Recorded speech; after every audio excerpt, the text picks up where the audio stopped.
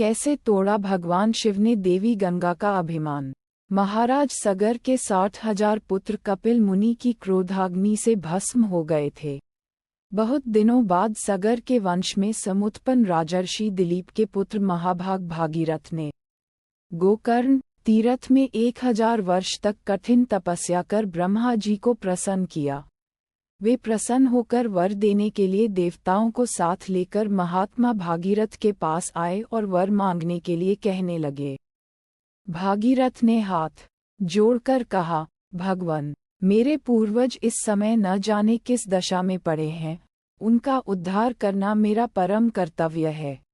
हे देव, आप ऐसा प्रयत्न कीजिए कि गंगा जी इस भूलोक में आकर अपने पावन जल से मेरे पूर्वजों का उद्धार करें। ब्रह्मा जी ने कहा, मैं गंगा जी को तो भूलोक में भेज दूंगा, पर उनके प्रवाह को रोकने की शक्ति पृथ्वी में नहीं है।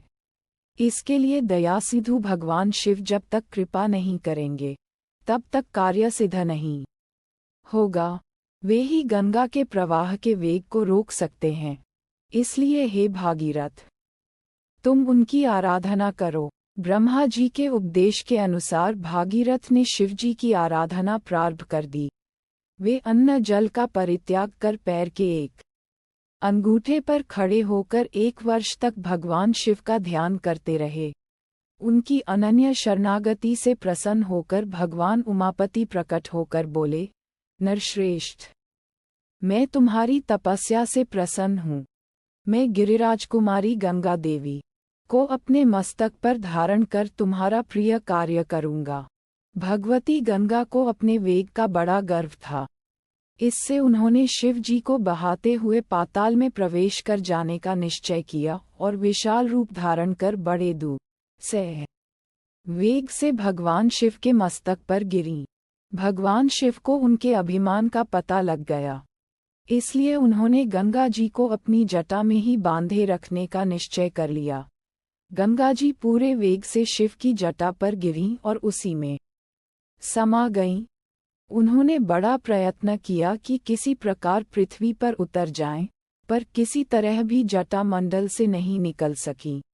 वहीं पर वे कई वर्षों तक चक्कर लगाती रहीं। भागीरथ को इस बात से बड़ा दुख हुआ और वे पुनः शिव जी की आराधना करने लगे। शिव जी ने भागीरथ की प्रार्थना पर गंगा जी को अपनी जटा से मुक्त कर दिया। उस समय गंगा की 7 धाराएं हो गईं। हलादिनी, पावनी और नलिनी नाम की गंगा की मंगलमयी 3 धाराएं पूर्व दिशा की ओर वह पड़ीं। सुचक्षु, सीता और सिंधु नाम की 3 धाराएं पश्चिम दिशा को प्रवाहित हुईं और 7वीं धारा के रूप में पतित भगवती गंगा महाराज भागीरथ के रथ के पीछे चलीं। अनेक देवर्षि, गंधर्व, यक्ष, सिद्ध आदि इस अद्भुत दृश्य को देखकर मुग्ध हो गए। देवता लोग भी आकर इस गंगावतरण के दृश्य को देखने लगे। भूतलवासी ऋषिगण उस जल को शिव जी के अंग से निकलते देखकर बड़ी श्रद्धा और भक्ति के साथ उनका स्पर्श कर परम आनंद को प्राप्त हुए। गंगा की वह धारा भूलोक के प्राणियों का उद्धार करती हुई रसातल तक चली गई और वहां पहुंचकर उसने भागीरथ के भस्मीभूत पितामहों का उद्धार किया। ये सब विलक्षण कार्य महाराज भागीरथ की शिव भक्ति का ही परिणाम था।